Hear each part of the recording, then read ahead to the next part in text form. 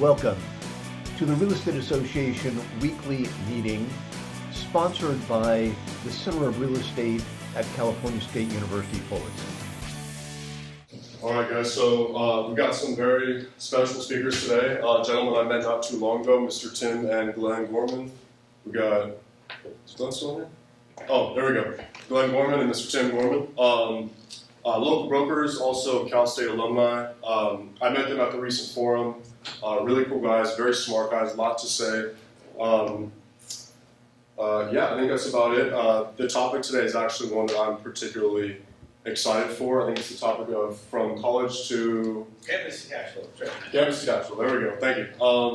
Thank you. Thank you, Derek. Yeah, of course. Excellent. Hey, thank you, everybody. Thank you.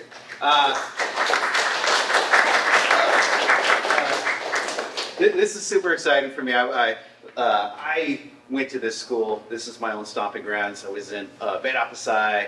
I think we were on the 8th floor over there, and I used to sit here in those same seats and look out those penitentiary-like windows and be there. And so I love this school. So it's always been a dream to be here and be back. But please, I'm a real kind of open, stop, ask questions. This is for you. This is for all of us. I got about a semester's worth of stuff that I'm going to give to you in about 45 minutes, okay? So I'm going to skip over some slides, but we're going to send it out to you afterwards, okay? So first of all, campus to cash flows. The cost of waiting is compounding. Has anybody ever heard that? The compounding is the 8th wonder of the world. It's absolutely amazing. The sooner you start, the sooner you put $1 away, $2 away, the sooner it grows. It's amazing, right? And you guys are all in college, right? You're at the beginning. Now is the time to start to let it compound.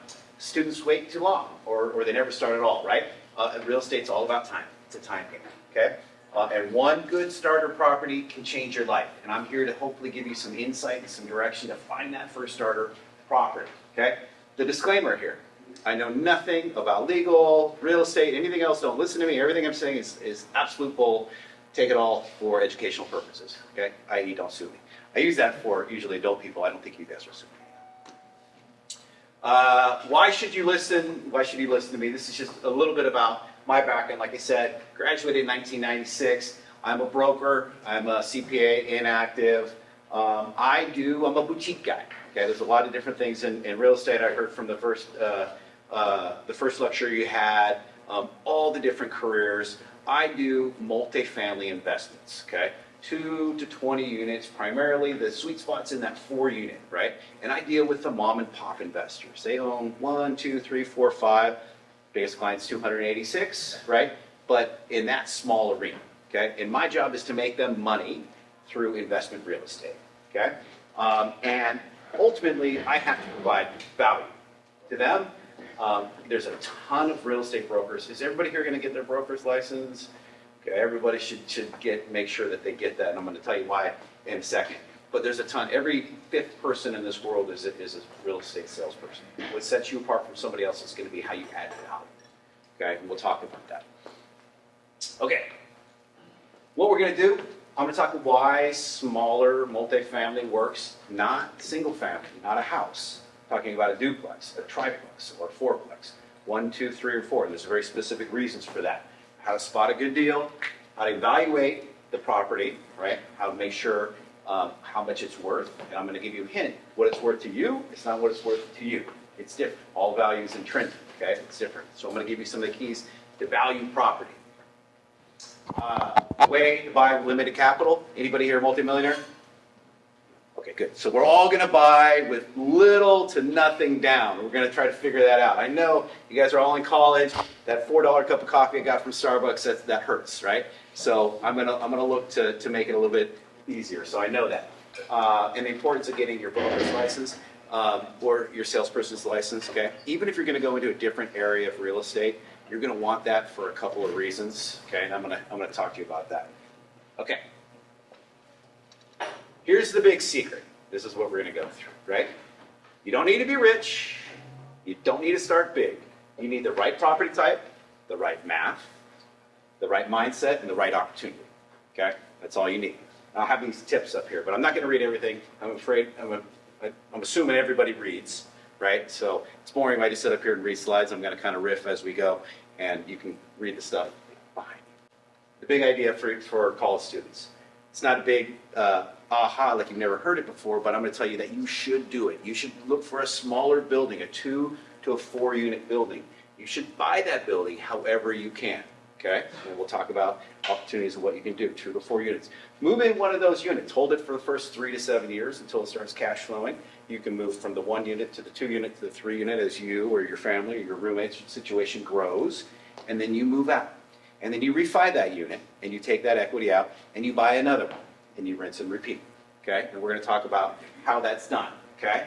And then you can read, everybody know who that is, Mark Twain, right? So the real opportunity, the world thinks that we're disappointed about is not doing it, right? If I look back and I did this when I was your age, I would have been so much farther ahead than I am right now, right? So as everybody's going out, they're buying that brand new BMW, they're getting the new whatever, the new boat, the new whatever, don't do it. Buy a duplex, buy a fourplex, right? Live on top ramen for a little bit, and that's going to pay you off for the rest of your life.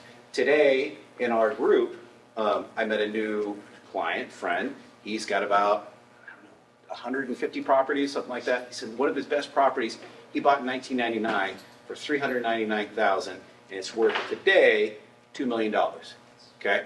Just that one property is the family, his future for his daughters and for his wife, okay? Just off that one opportunity. That was a beater place that he had to put a lot of money into, and he had to live real tight for a while, but he did it, and now he's sitting on $1.5 million equity, right? That's life-changing type money. Absolute life-changing type money. Okay, you're all at an unfair advantage, okay? You got little to risk, and you got a lot to gain, and you got a lot of time to do it, okay? You've got Freddie and Fannie. Everybody knows the conventional Freddie Mae, Freddie Mac, Fannie Mae, whatever. Freddie, Fannie, easy, okay? Funding, 1 to 4 units.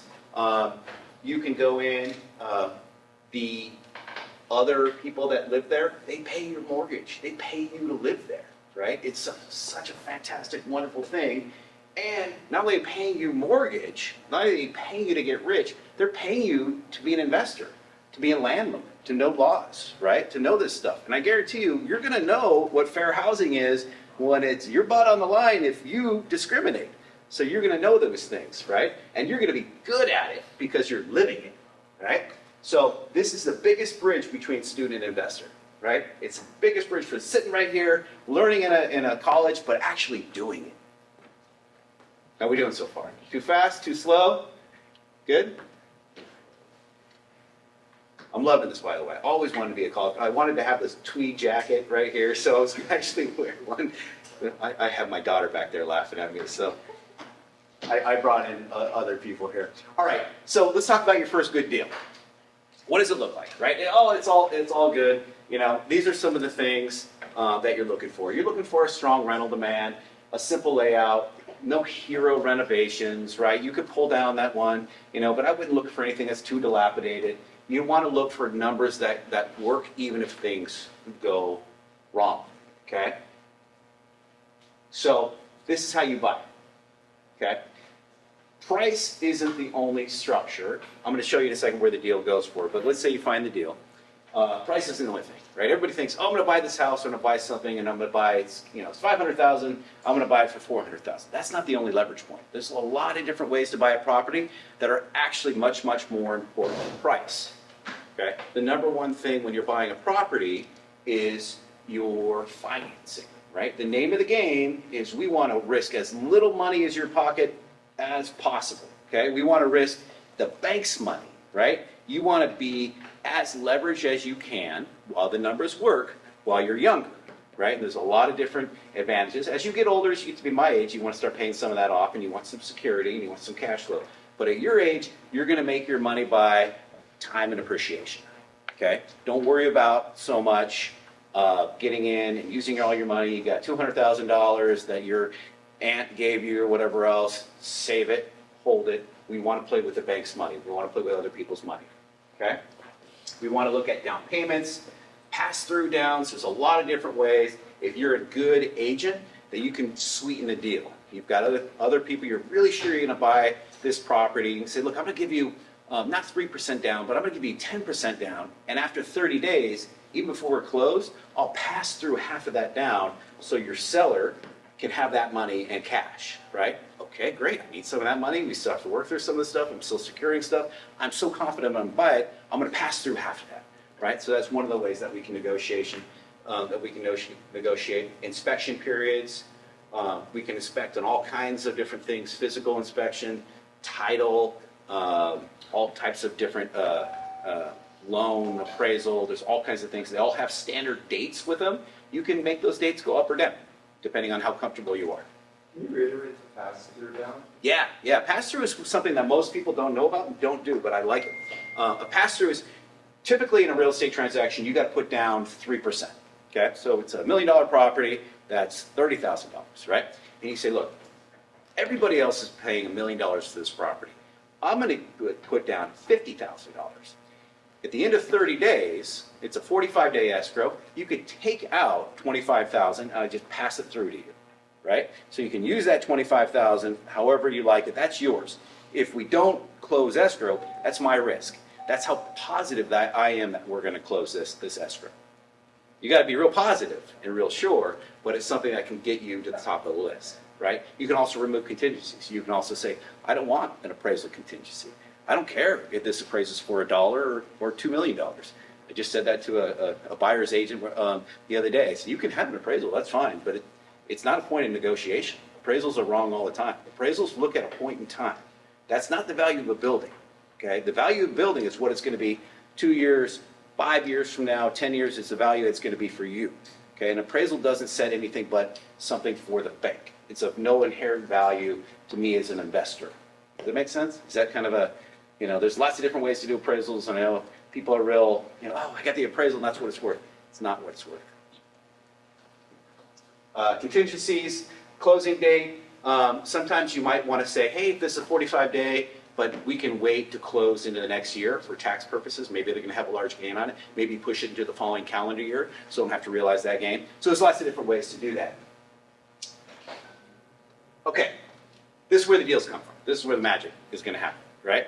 This is where the work is going to happen, okay? I'm going to do a case study that is going to look at a standard, let's say a $1.5 million 4-unit building, okay?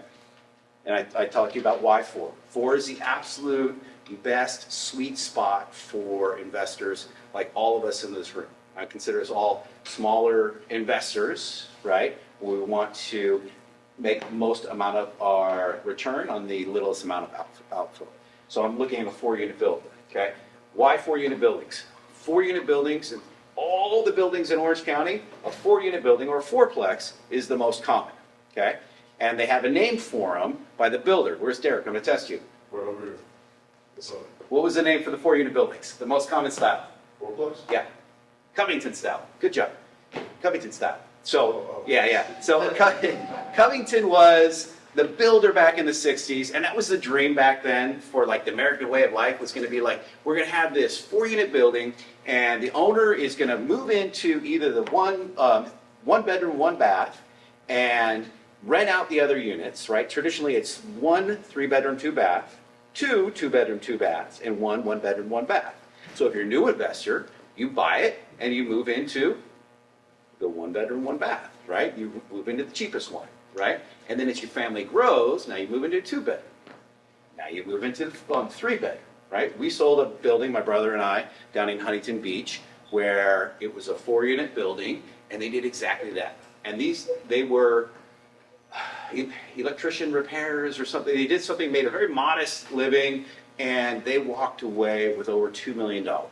And they had their tenants pay their mortgage the entire time and lived in a beautiful spot. And now they're retired, living in Leisure Village, literally with a pile of cash and happy to do it, right? And they lived there the whole time. And it was a beautiful spot in a very nice place in Huntington Beach, on a very livable little spot. But how do you find it? There are MLS listings, but if it hits MLS and it gets to other investors, you lost, right? People are going to outbid you, right? You got to find deals. You got to do your homework. You want to say, I want to live right here, right? Cal State Fullerton, what is that? Fraternity Row, right over there. That used to be a hot spot, like back in the day, right? There's all those are where a lot of those fourplex units are. You've probably been to a few parties over there, right? So those is something you get to be that area expert, and you can go back and you can figure out who owns over there. You can, figure out, what this old couple owns it, and they're doing their own landscape and whatever else. You get to know those people, right?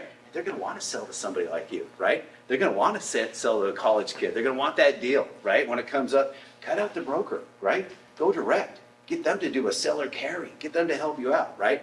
Make a relationship, right? But it won't take one. It will take, it won't just take one person. It'll take you looking at 10 people, 20 people, 100 people. You're going to have to be an expert, right? California is expensive, right? It is totally expensive. Do you know why? Because it's awesome, right? We all love it here. Look at it's what? February 26th, and I'm sweating wearing a jacket, right? And everybody else is sitting there in snowstorms and just all this problem. We've got the beach, we've got the mountains, we've got everything else. So it's completely expensive. So there's a tax for living here. Doesn't mean it's impossible. It just means you have to do your homework. Okay? You've got to talk to people, talk to anybody, agents, managers, contractors. You can go online and figure out who owns these properties. You can say, I want to live right in here. And you can look it up, right, and send a letter and say, hey, I'm a college student. I just want to, get to know you. I want to, can I cut your grass? Can I come by? Is there anything I can do to establish that relationship? You might be amazed that relationship goes a long, long way. And in the meantime, you're doing some really cool stuff. You're reaching out and you're meeting people. Okay? You drive them. You get a routine. I always say, if you do something once, don't bother doing it. You got to do it over and over again, right? You can do a marketing program, you put out a flyer, you think, well, that didn't work. No, it might have been perfect. You got to do it 5, 10 times. You got to repeat. You got to cut through that clutter. Okay? You got to have a follow-up system, right? Follow up. Don't get discouraged. Find it. It's out there. I promise. You just have to uncover it. Anybody have any questions on this? It's real important. No one's going to hand you a deal. Could you expand on seller financing? Yeah, I'm going to get to that because that's key right there. Because when we go through our case study, I'm going to assume that you are able to somehow qualify for a conventional financing, 75% down, right, and 25% loan, right? So on 75%, 75% loan, 25% down, which would mean about a $1.1 million loan and about $400,000, $375,000. You got to come up with that $375,000, okay? And there's different ways that you can do it, right? You could either have the seller carry the entire note, say, look, Mr. Seller, tell you what, why don't you carry the note? Instead of 6% right now, I'll give you 8%, right? And then I'll pay you over 10 years, interest only, and it will be collateralized. Like if I miss the payments, you just take the property back, right? So that's one way to do it. That's what a seller carry would be. Does that answer that question? Yeah. Okay, the fast deal screen. How do you know if it's a good deal or not, right? You got it, you got somebody you think it is, and I promise you once you get it and you're right there, you're gonna be scared. You're gonna talk yourself out of it and think, how did I find this? It must be a bad deal because they're selling it to me, right? I'm somehow getting taken advantage of. So just relax, do the math, right? We'll work it out, you'll work it out, but first look at the location, right? Is it someplace you want to live? Is it someplace in the path of progress, right? Is it a place that's going up or going down? Not too far from here are streets that we call the spice streets. Sapphire, pearl, quartz, granite. They're right over here behind what used to be Racquetball Road. So those streets are the opposite path of progress. Those streets are getting a little bit worse and a little bit worse and a little bit worse, right? And so if you see, we had an owner that sold a fourplex a few years ago on one of those streets that was on a very nice street, but they can see it was encroaching a little bit worse and a little bit worse, right? However, flip that around, and if you're in an area like, let's say, Santa Ana near South Coast Metro is undergoing a massive rebuilding right now. They're spending billions of dollars doing some huge projects over there, 3 huge projects in that area. If you knew that and you were looking at a condo nearby or something nearby, you say, boy, I can get into this, and they're going to develop around me, right? And I can live here and I feel comfortable and I feel safe and I know that other people will rent it, then that's a good place for me. So location is number 1. Number 2 is rents. When we skip to the valuation, the number one and only way to value a building that you're going to really care on right now is the top line. How much rent can I achieve, right? How much income can this building bring, right? So whether it be rents, whether it be storage, whether it be parking, anything else, how much income can I bring in, right? How much can I justify, right? Because that's easily attainable. I can figure that out. You can't lie about rents, okay? You can lie about expenses, right? You can say it's real cheap to run this building. You know, it runs itself, and water's only this, and electricity is only that. You can lie with that.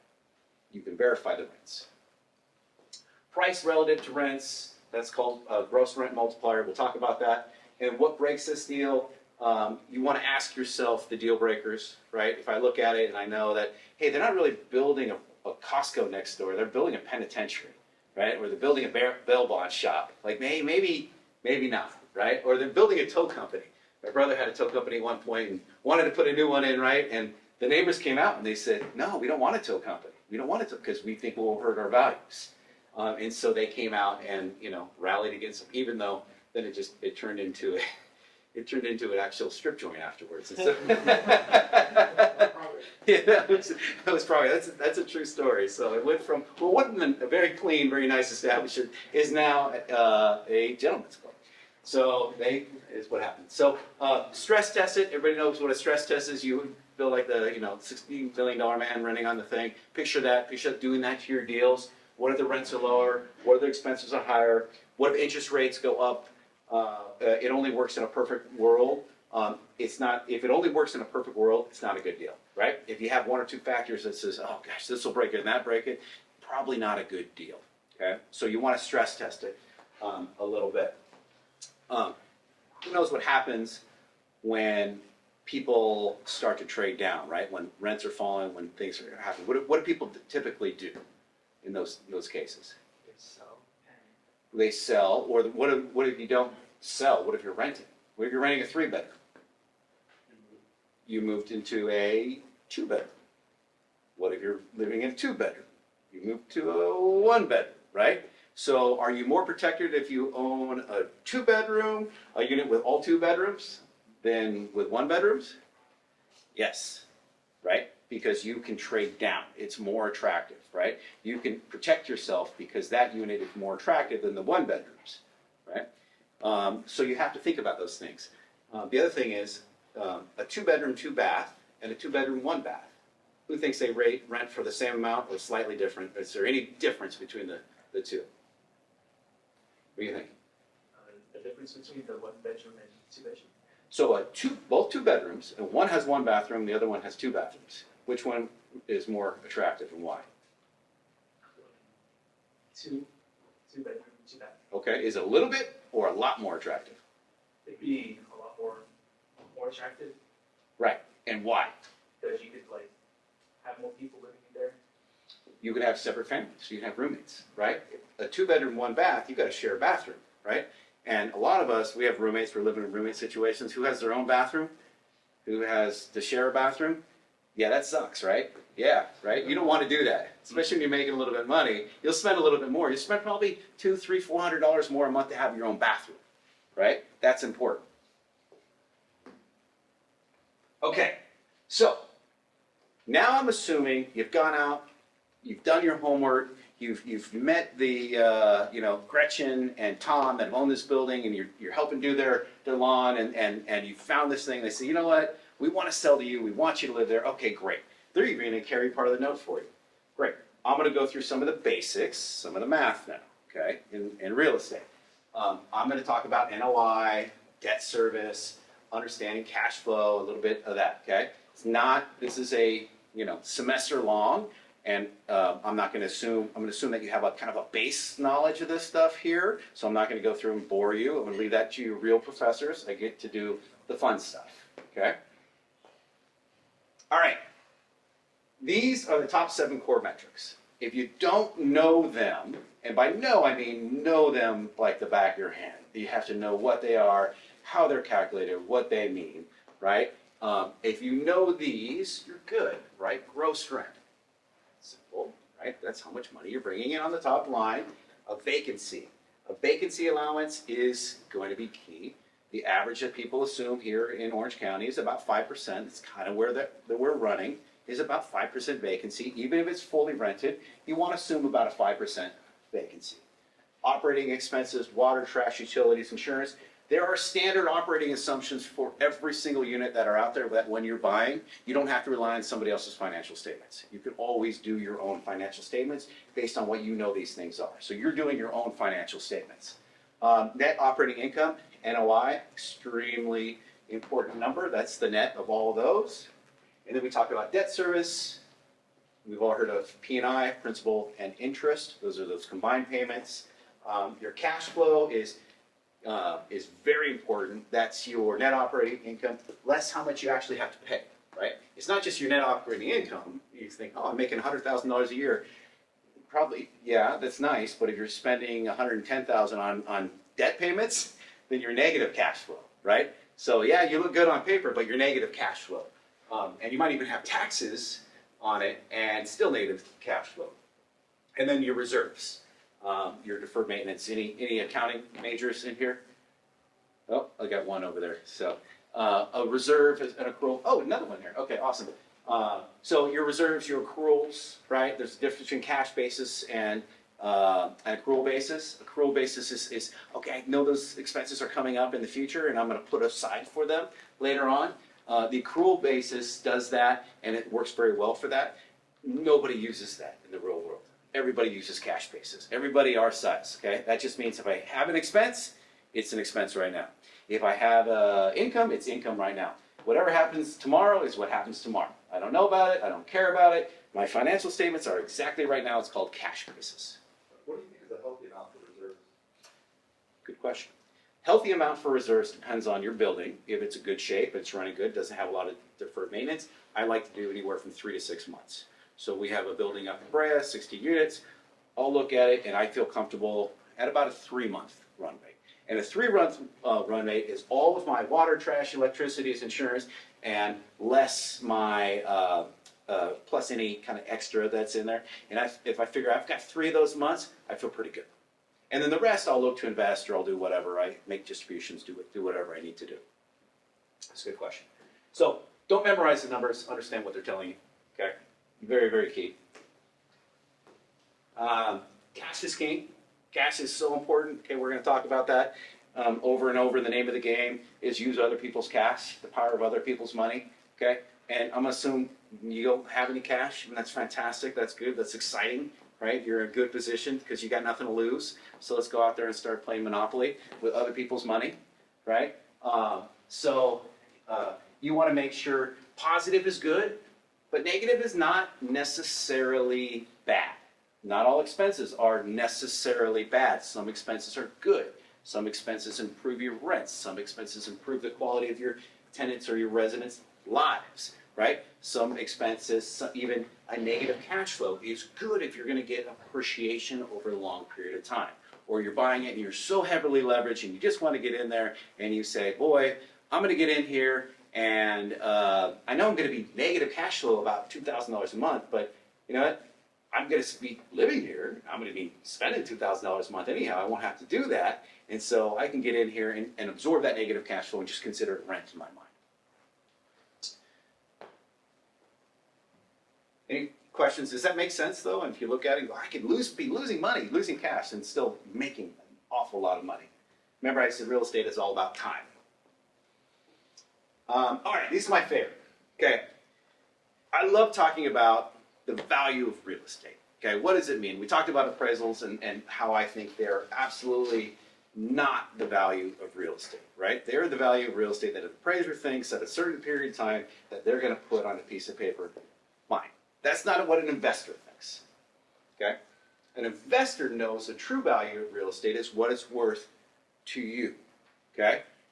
What it's worth to you. You have a different time horizon than you. You have different money in the bank. You have different operating. You might want to operate it. You might pay somebody else for operating it. Okay? So the value of that building is going to be different for you or for you. You might want to hold it for 20 years. You might want to flip it in 2. Right? So that $1.5 million building might be worth 1.7 to you, but only 1.4 to you. Right? An appraiser might call it 1.5, but that doesn't mean it's any different than 1.7 to you.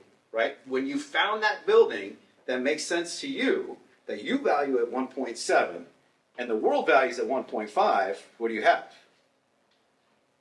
You got a deal, right? You got a $200,000 plus. So you can get out there knowing, I'm going to make money on this because it matters to me, right? So you got to figure out your own math. You got to be a little smart about it. So the different ways that you look at it, number one is called the gross rent multiplier. By far the easiest way to value property, okay? And it's the most reliable, okay? It's your top line rents, right? And it's basically just saying divided by the price. That's it. How much gross? Why is that easy? You can validate rents. You can get on apartments.com. You can get on, for rent. You can drive there. If it's a 2-2 in downtown Brea, we're going to rent it for $2,700 a month. If that's in Santa Ana, you're going to rent it for $2,200 a month, right? If it's Newport Beach, $4,500 a month, right? But you can validate all those things. You do that work yourself. Don't rely on the selling broker. Never rely on the selling broker. You always do your own things. Your cap rate. Who here has heard that term? Okay, everybody's heard cap rates. I wouldn't buy for less than a 5 cap on this. If somebody's talking to you about cap rates when they're talking about a building under 100 units, they don't know how to value property correctly, okay? Because a cap rate, anything under 100 units, including us, we own a 60-unit building, our family up in Brea, still wouldn't apply. Why? We don't do the accrual method. We do cash method, right? We don't put away. So we don't put away for deferred maintenance. We don't put away for suggested vacancy. We don't put away for other things that are there. So our cap rate, our expenses look lower, right? And if our expenses look lower, it looks like we're a better deal. Our cap rate is higher, right? But in reality, if we put all those things in, our cap rate would be lower. And so the lower the cap rate, the higher the price. Okay, so someone says, and it's people like to throw them around because you can talk about them like Arizona. You buy a 6 cap or 7 cap in Arizona, right? That's 6 or 7% NOI divided by your price, or one way or other, however, wherever the decimal goes, you get out to 5 or 6 cap. Okay, and then you look at it and go, well, Newport Beach, you're buying a 3 cap. Right? Means it's a lot more expensive. You're only getting 3% on your money versus you're getting 6% on your money, right? But you can look at that number if you're looking at a 4-unit building, but don't rely on it. Don't rely on it, because those numbers, those deferred costs, aren't in the numbers, okay? Sales comps are nice. They're a good way to look at it, but again, it's not intrinsic to you. They're just what everybody else is paying. It's what you are paying. It's great. It's a good way to calibrate, right? You look at the comps. Everybody's, okay, what do the comps say? What do the comps say? It's great. It calibrates, but it's not the answer. Cost method, I threw it in there because if there was any appraisal people in the house there, that's where you figure out how much it's going to cost and do it, and build it up from the studs up. But it's very, very detailed. Cash on cash. I love this. I'm a very, very simple guy. If I'm going to put out $5,000, and I'm going to, if I'm going to put out $100,000 and I get $5,000 back at the end of the year, I get 5% cash on cash. That's pretty easy for me to think about, conceptualize, forget about everything else. Cash on cash, I'm getting, 5%. What if I put out $50,000? I still got 5%. Any math majors? Right? Yeah, 10%. 10%. Something like that. But you're doubled, right? I only put out $50,000. I'm still getting $5,000. Accounting people? No? I'm told there'd be no math? Okay. So anyhow, cash on cash is good. The 1% rule, cash flow and timing, and then IRR. IRR is by far the best. It's by far the most complex, but if you know all your details, you know your ins and your outs and your growth of everything, right? If this is for guys that really know what's going on, you know when you're going to go in, you know what's going to happen to your costs, you know what's going to happen to your rents, and you know when you're going to sell, and you know what you're going to sell for. Then you can calculate your IRR, your internal rate of return. Fantastic, wonderful, but you got to know all those figures, right? So you got to be really, really good at it, right? There are investments that talk in IRRs, and then we'll tell you and explain to it. And these are big guys that do it over and over and over, and they're really good at it. As local investors like that, you're not going to know. You're not going to know. You're probably going to use something up here and try to figure it out, and then your gut, and then ask, your Aunt Sally, and she'll say, yes, go for it. Okay. How are we doing? I know we got about 10 more minutes, so I'm gonna go through this. Quick question on the GRM, do you find that to be region specific or is it just a flag? That's great. Neighborhood specific. By asset type, okay? And so if I'm gonna value a property, I'm gonna look at only, I have a 4-unit building, so I'm doing analysis right now of 2 4-unit buildings, happen to be in Anaheim, one on Athena and one on Jetty Street, okay? So I'm gonna pull 4-unit buildings in that area, sold versus active for the last few years, and I'm gonna look at what their GRMs are, okay? Now, I might pull 2 units, don't bother with as a comparison. 3 units, 4 units, 5 units, 6 units, and then I'll group them and I'll see what those groups are. But all those multipliers are gonna be different by the asset class, by that area. Okay, and it's very important for you to know. So a gross rent multiplier in Brea right now for a typical fourplex, maybe 19, right? Santa Ana, maybe 15, right?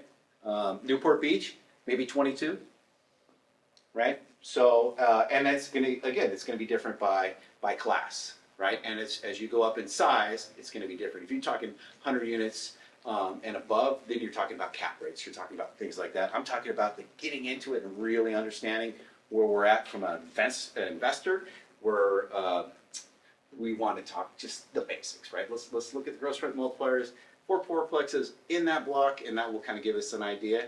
We validate them by going to apartments.com or for rent, right? And then we have a pretty good idea of what the property is worth. It's not rocket science. Okay, case study. I'm not going to walk through because we're going through. I want to kind of jump to the end and give some things, but in your packet that will go out will be the actual math behind it. Okay, so this is the gross rent multiplier. So you can see current rent and market rent, and then gross rent multiplier, and what the multipliers look like. And so you can see how the actual math works. But I'm assuming that you're probably learning some of that in some of your classes. So there's the formula: price divided by gross rent. Cap rates, NOI divided by price, and you see the cap rates expressed as a percent, 3%, 3.1%. You always want to look at current rents and you want to look at market rents as well, current rents and market rents, and you have to be careful because now California is under rent control, right? So you can only raise rent. Right now it's 8%, but that number will come down and down and down, okay? So maybe next year will be something, it's 5% plus CPI, so it's middle 8, something like that, but now that we have rent control, it's going to get lower and lower. Good for you guys as renters, harder for the investors, right? So just know that we're subject to that. This is the valuation for sales comps, for the cost method. Don't worry about that. Let your appraisal worry about that. Cash on cash. This is really what you want to know, how much cash is going to come out of my pocket. And what happens if you're negative cash on cash? Is that bad? Not necessarily is the answer, right? We might want to be a little bit negative. That's okay. The 1% rule, I'll leave this for another time. IRR, like I said, this is a good one, but very, very complex, right? Okay, here's the case study. So I'm assuming a $1.5 million 4-unit building with these rents here, current rents and market rents, and then it's in a safe area, boring area, everything that we had talked about before. First step is to validate the rents, right? We like it, we look at it, we had talked about that, public and verifiable, so I'm gonna go for those.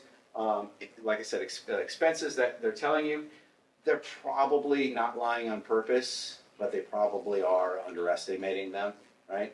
A little bit. They want to make their property look good. They want to sell it, but that's okay. That's their job. Your job is to estimate based on what the averages are. You are going to know more than them. So just assume that they're lying to you, that everything is going to be good on the way out. Do your own math, okay? Don't rely. And by the way, if you go in to buy a property and you're unrepresented and you say, I'm going to use the seller's agent to represent you, does that mean the seller's agent's representing you? Not really. I mean, they have some kind of a duty to you, but not as much as you think. When you look at properties that have been rented, so like compare it, or Yeah, properties that are listed? it's called rental survey, absolutely. So you want it, when you're validating the rents, you want to do a rental survey. Real easy. Back in the day, it used to be real hard. Now you just go on apartments.com, where you drive it and you actually call on some of the things that are there. Real easy to do a rental survey. Financing, okay, this is what I want to talk about real quick. This was the question, okay, you're gonna put out on this one, 75% LTV, loan to value, $1.1 million, interest rate at 6%, that's $68,000 a year on that. And then you're gonna say, I need $375,000. How do I get it? Where do I go, right? You gotta be creative, okay? You might wanna get a partner. You might wanna say, this is such a great deal, tell you what, why don't you lend me the money? I'm gonna move in there, we'll work it out, and we're gonna share the dividends when we go, right? We're gonna share it because I know this thing is gonna be worth 2.2 million. Here's everything I say. Tell you what, why don't you put up the money and we'll go and I'll pay you back X amount per time. That might be a way to do it, right? You might have an aunt that might believe you. You might, mom, dad, friend, whatever. There's other ways to do it. The seller carry might be a point, right? The seller might be able to carry some of it back. But let's say you were able to say, okay, I'll give you 8%. Okay, I'm selling this small building. I've made all kinds of money. I like you. You're nice. I'm going to carry back the other 500,000. You can go, or the other 375,000. 1.1 to the bank, 375,000. And I'm going to have a total of $98,000 in your debt. And there might be reasons I want you to carry back, because I can do installment sales. I can do all kinds of things with that. So in year one, your net operating income is $54,000, but $98,000 is your debt service, right? So you're what? $44,000 in the hole, right? That's a monthly cash flow of negative $4,000. That's where everybody that's not an investor gets up and says, well, that didn't work, and they leave, right? That's what separates you guys. You're investors. You say, okay, I'm gonna look at that $4,000. What does that actually mean, right? Are you losing $4,000 a month? You're not. Okay, you'd be renting a place, maybe $2,000, right? Maybe $1,000, right? So maybe you move into that one bedroom and you get a roommate, right? You have somebody there. You guys move in together and you figure out maybe you don't get the Starbucks coffee a couple of days a week. Maybe you brew it home. Maybe you figure it out. Okay, 5 minutes. So you have to look at your housing costs per year. And now, if you take out your housing costs, now it's $1,650 a month. Well, that's a lot better, right? Now I'm like, okay, now I'm $1,650. Okay, I can stomach that, and maybe there's some way I can eat enough top ramen to come up with it, or I can come up with, make a couple extra shifts or do something to come up with that, right? But the property is subsidizing your housing. Let's roll this out 5 years from now and do a basic growth factor on expenses, and let's look at how much you would have done in 5 years, okay? So let's say you could sell this property for $2.2 million. Absolutely reasonable growth rate that you're looking at, $2.2 million. I'm assuming you bought it for a pretty good deal. You know what you're doing, right? And it's going to be in the path of progress. So you take out your selling costs of about $124,000. Not if you're the broker, though, right? Not if you do yourself. You can cut those costs absolutely in half. You have a net sales proceeds of $2.1 million. You have your loan payoff. Remember, $1.5 million, because you're basically all interest, 100% finance. $575,000 in 5 years. If you have a partner, and that partner said, hey, let's split it, it's $250 for you, $250 for me, right? Or $275, whatever it is, right? And now we're good. Now your partner's like, hey, this is great, you know. I'll lent you $300,000 and I've made $250,000 in 5 years. Yes, let's do it again. So at the end of that, you take that, you back out your cumulative losses, $393,000, but you got to add back in your economic rent. So your total economic gain is $500,000. Okay, when you factor everything in. $500,000 when you're sitting there and you're 25, 26, right? Compound that to when you're my age, right? And that is millions. That is absolutely life-changing money. Absolutely life-changing money. So at $2.2 million, what do? You refinance, right? Take it out, pull out $150,000, and you do it again. Now you've got this other property here, and it's cash flowing. It's putting money in your pocket. Even if it's breaking even, you now own that property, and you're buying another property over here, right? And you step in and you do it again, and you step in and you do it again. Okay? Does everybody see that path? Does that make sense? Is that exciting? I mean, you know, you're all like, you're right here, you're in college, you've got no money, we're just starting out. You have opportunity, though. I guarantee you do this, you will be ahead of the game. Rinse and repeat, buy right, operate well, stay compliant, grow slowly, right? When you get to my age, start paying off your debts, start, worry about other stuff. Don't worry about that now. You don't have assets that to lose, so risk it all right now. Let time do the heavy lifting, okay? So what are you going to do this month? Go to one target area, figure it out, right? Drive an area. I want to live here. This is where I want to go, right? Tour a couple of properties. Talk to a lender. Talk to a broker, right? Explore strategic partners. Do some homework. Set up your methodology. What are you going to do over and over and over to try to find this deal? Remember we talked about it's not just going to fall out. Build a simple deal tracker, right? So here's my closing. It's not about getting rich quick, right? We talked about this. This is that 3-7-year plan. Build your foundation, right? It's a very, very, very strong starting point. That's it.